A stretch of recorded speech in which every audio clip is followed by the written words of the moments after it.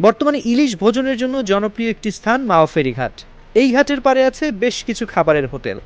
দেশের বিভিন্ন স্থান থেকে ইলিশ খাওয়ার জন্য প্রতিনিয়ত সেখানে ভিড় করেন পর্যটকরা।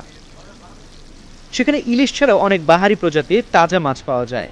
মাওয়ার এই ফেরীঘাট সবসময় মেতে থাকে মেলার আমেজে। যুগ যুগ ধরে এই মাওয়া ঘাটের ইলিশের চাহিদা সর্বোচ্চ। দেশের বিভিন্ন অঞ্চল থেকে এখানে ইলিশ খেতে আসেন ভোজন রসিকরা। এই বিশাল চাহিদা পূরণে মাওয়া ঘাটের পাড়ে গড়ে উঠেছে ছোট বড় হোটেল। মাওয়া ঘাটের ইলিশের দোকানে ফ্রিজ ভর্তি করে রাখা হয় ইলিশ দিয়ে। পছন্দমতো ক্রেতারা আস্ত ইলিশ কিনতে পারেন, কিংবা পিস হিসেবেও খেতে পারেন। তবে কয়েকজন মিলে আস্ত ইলিশ কিনে খাওয়াই লাভজনক। ইলিশ কেনা হয়ে গেলে দোকানের পক্ষ থেকেই সুন্দর করে মাছ কেটে প্রয়োজন অনুযায়ী টুকরো করে দিবে। তারপর খাঁটি সরিষার তেল আর বেগুন দিয়ে চোখের সামনে ভাজা হয়।